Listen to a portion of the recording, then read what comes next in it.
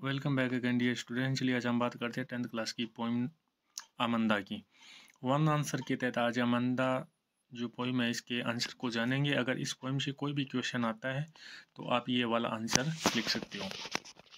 In the poem Amanda the poet Robin Klein draws our attention to a very common problem. यानी ये जो कवि है इस कविता के अंदर ड्राज आर अटेंशन यानी हमारा ध्यान वेरी कॉमन प्रॉब्लम यानी एक सामान्य सी क्या है कोई समस्या उसकी और ऑफ चिल्ड्रन किसकी एक सामान्य सी समस्या किनकी बच्चों की सामान्य सी समस्या उसकी और हमारा ध्यान अट्रैक्ट करना चाहता है।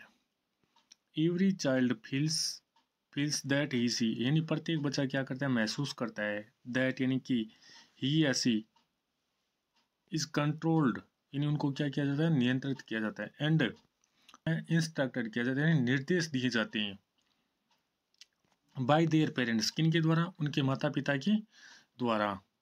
पोएम यानी कविता के अंदर ए लिटिल गर्ल यानी एक छोटी सी लड़की आमंदा यानी आमंदा इज ऑलवेज यानी हमेशा इंस्ट्रक्टेड बाय हर मदर यानी वो आमंदा नाम की जो लड़की थी इस पोएम के अंदर वो भी हमेशा इंस्ट्रक्ट करती रहती थी हमेशा निर्देश देती रहती थी क्या करने के लिए कि तू ऐसा मत कर ऐसा मत कर।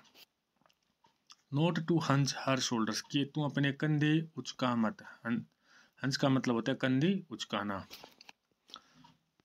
टू क्लीन हर रूम्स और उसको बोलती रहती थी हर वक्त कि तू अपने कमरे में गंदगी मत फैला अपने कमरे को साफ कर ले एंड शूज और तू अपने जूतों को भी क्या कर ले साफ कर ले और तू अपना जो गृह कार्य वो पूरा कर ले। And not to eat chocolate और वो उसको हमेशा हर वक्त यही कहती रहती थी कि तुम चॉकलेट मत खाओ। आमंदा फील यानी महसूस करती थी सो यानी इसलिए। सपोकेटेड का मतलब होता है घुटन यानी आमंदा क्या महसूस करती थी उस घर के अंदर घुटन महसूस करती थी। बाय दिस यानी इस ओवर प्रोटेक्शन यानी इतने ज़्यादा क्या करने पर यानी ध्यान रखने पर हर बात पर उसको टोका जाता था इस कारण।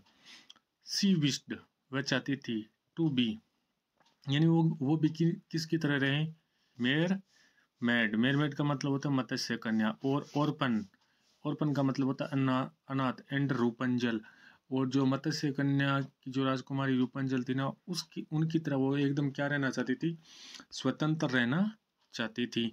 नहीं कि इस पोएम का यही मोरल है कि बच्चों को इतना ज़्यादा और प्रोटेक्ट नहीं करना चाहिए उनको हाँ और प्रोटेक्शन उनको देनी चाहिए लेकिन इतनी ज़्यादा भी प्रोटेक्शन नहीं देनी चाहिए। इसके कारण बच्चे क्या आ जाते तनाव में आ जाते हैं।